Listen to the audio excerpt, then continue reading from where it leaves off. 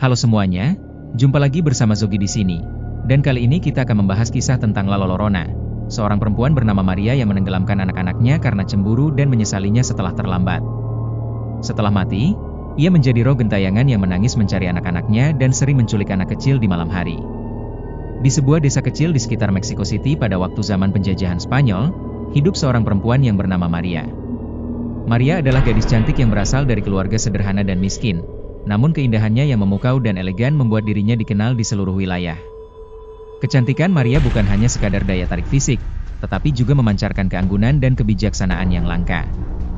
Setiap pria yang memandangnya akan terpesona, tetapi Maria memiliki hati yang murni dan tidak tertarik pada kemewahan duniawi.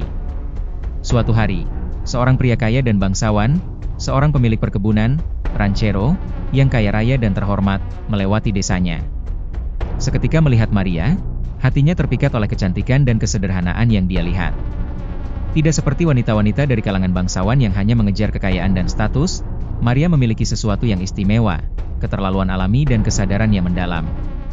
Pria kaya ini dengan gigih mengejar Maria, memberikan hadiah-hadiah berharga dan janji-janji manis. Maria awalnya menolak, takut bahwa pria ini hanya bermain-main dengan hatinya karena perbedaan kelas sosial mereka yang sangat jauh. Namun, seiring waktu, pengorbanan dan ketulusan pria ini membuat hati Maria luluh. Akhirnya, pria kaya itu meminta Maria untuk menjadi istrinya dengan pernyataan cinta yang tulus dan janji untuk memperlakukannya dengan baik selamanya. Maria menerima lamaran itu dengan penuh kegembiraan dan harapan. Untuk pertama kalinya dalam hidupnya, Maria mengalami kemewahan yang belum pernah dia impikan, rumah yang indah, pakaian yang elegan, dan kehidupan yang nyaman. Pria ini tampak benar-benar mencintainya, dan Maria merasa bahwa hidupnya telah berubah menjadi dongeng yang sempurna. Tidak lama setelah pernikahan, Maria mengandung dan melahirkan dua orang putra yang sehat dan tampan. Kehadiran dua anak ini memenuhi rumah mereka dengan kegembiraan dan tawa yang belum pernah ada sebelumnya. Maria menjadi ibu yang penyayang dan pengabdian, menghabiskan setiap jamnya untuk merawat putra-putranya dengan penuh kasih sayang. Suaminya juga tampak bahagia dan bangga memiliki keluarga yang indah. Bagi Maria, kehidupan ini adalah kebahagiaan tertinggi yang bisa dia bayangkan, dari kemiskinan menjadi seorang istri dan ibu dengan status sosial tinggi, dikelilingi oleh cinta dan kepercayaan. Namun, kebahagiaan yang tanpa sempurna itu mulai retak seiring berjalannya waktu. Suami Maria yang kaya ini, meski pada awalnya sangat penuh perhatian, perlahan-lahan mulai menghabiskan lebih banyak waktu di luar rumah. Dia mengatakan bahwa pekerjaan dan urusan perkebunan membutuhkan perhatiannya, sehingga dia sering pulang malam atau bahkan tidak pulang beberapa hari. Maria awalnya bersabar dan memahami tanggung jawab suaminya, tetapi seiring waktu, kehadiran suaminya semakin berkurang, dan waktu yang mereka habiskan bersama semakin sedikit. Ketika suami ada di rumah, dia tampak tertekan dan tidak fokus. Dia berbicara lebih sedikit dengan Maria dan anak-anaknya, dan pandangannya sering melamun ke tempat lain. Maria mulai mencurigai sesuatu yang tersembunyi di balik perubahan sikap suaminya yang tiba-tiba. Kecurigaan itu tumbuh menjadi kekhawatiran, dan kekhawatiran itu berkembang menjadi kepastian ketika Maria melihat langsung bukti pengkhianatan suaminya. Suatu hari, ketika Maria pergi ke pasar, dia secara tidak sengaja melihat suaminya berjalan bersama seorang wanita lain, seorang wanita muda dari keluarga bangsawan yang sangat terkenal dan berkuasa. Mereka berjalan berdekatan, dan energi di antara mereka jelas menunjukkan hubungan yang lebih dari sekadar persahabatan. Mereka tertawa bersama, dan tangan wanita itu menyentuh lengan suami Maria dengan akrab. Hati Maria hancur, berkeping-keping dalam sekejap mata. Pengkhianatan ini bukanlah kejutan kecil, ini adalah penghinaan yang mendalam. Suami Maria tidak hanya berhubungan dengan wanita lain, tetapi dia memilih wanita dari kalangan bangsawan, seolah-olah itu adalah ungkapan ketidakpuasan terhadap Maria sendiri. Maria, yang berasal dari keluarga miskin, tiba-tiba merasa bahwa kekayaan dan status yang dia terima tidak lebih dari hadiah yang bisa diambil kembali kapan saja. Dia menyadari bahwa dia selalu dianggap tidak cukup baik, tidak cukup sempurna untuk pria yang kaya ini. Ketika Maria sampai di rumah, dia duduk sendirian dengan pikiran yang gelap dan hati yang sakit. Emosi-emosi yang telah dia pendam selama berbulan-bulan, kemarahan, kesedihan, dan keputusasaan, tiba-tiba meledak seperti gunung berapi. Dia mengingat kembali semua saat ketika suaminya tidak ada, semua janji yang tidak terpenuhi, dan semua tanda-tanda pengkhianatan yang mungkin sudah dia lewatkan. Kepercayaan yang pernah dia miliki sepenuhnya terhadap suaminya kini berubah menjadi kebencian yang membara dan keinginan untuk balas dendam. Pada malam yang gelap dan sunyi, Setelah suaminya pergi lagi dengan alasan pekerjaan, Maria dilanda oleh keputusasaan yang mendalam dan tidak terkontrol.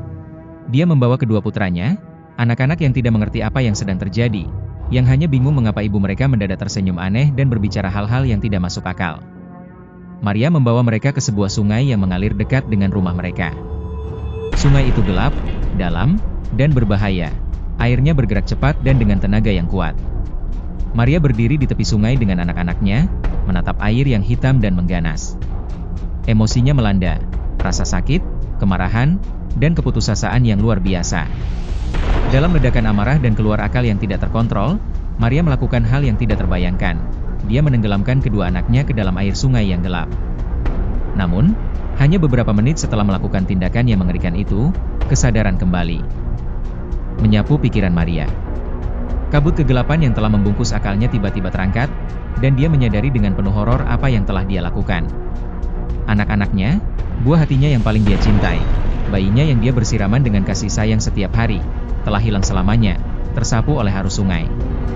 Tidak ada cara untuk mengejar mereka, tidak ada cara untuk menyelamatkan mereka. Rasa penyesalan yang dalam dan tak terbatas memenuhi hatinya. Maria berlari mengejar air, berharap entah bagaimana bisa mengejar anak-anaknya yang sudah hilang. Dia berteriak dan menangis sampai suaranya hilang. Dia mencoba memasuki air untuk mengejar mereka, tetapi arus terlalu kuat.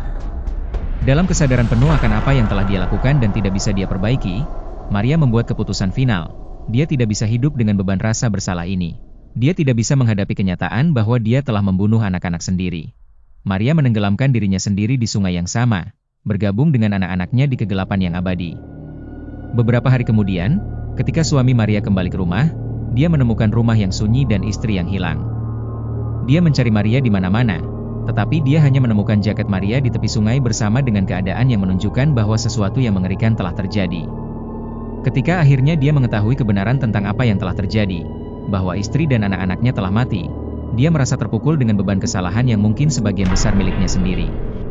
Namun, kematian Maria dan anak-anaknya bukanlah akhir dari cerita. Menurut legenda yang telah diwariskan selama berabad-abad, Maria ditolak masuk ke surga. Para penentu nasib roh mengambil keputusan bahwa kesalahan yang telah dia lakukan, membunuh anak-anaknya sendiri, apapun alasannya, terlalu besar untuk dimaafkan hanya dengan kematian. Namun, mereka juga tidak mengirimnya ke neraka yang paling dalam. Sebaliknya, Maria dikutuk untuk menghabiskan kekekalan mencari anak-anaknya yang hilang. Maria dibangkitkan sebagai hantu, spekter, atau aparisi yang terjebak di dunia fana. Dia ditakdirkan untuk berjalan di bumi sebagai seorang wanita yang menangis, mencari jiwa-jiwa anak-anaknya di setiap sungai, danau, dan badan air di seluruh dunia. Dia digambarkan sebagai sosok yang mengenakan gaun putih yang panjang dan lusuh, dengan rambut panjang yang terurai sampai ke bawah pinggang, dan wajah yang pucat seperti mayat dengan mata yang kosong atau merah membara. Tangisannya yang menyeramkan bergema di malam hari, terdengar seperti jeritan yang menyayat hati, yang menggemaskan semua orang yang mendengarnya.